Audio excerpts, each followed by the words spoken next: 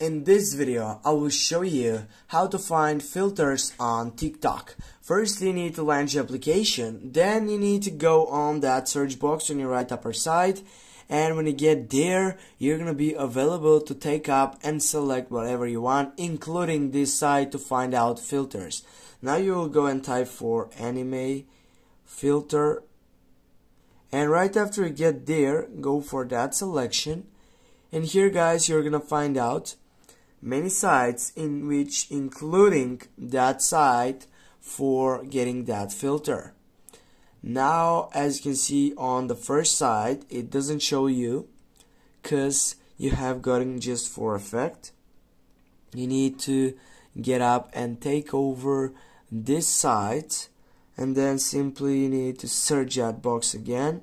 And now as you can see on your upper side, you have three different things, in which if you tap on each of them, you can find out that you have the chance to get up and try this effect.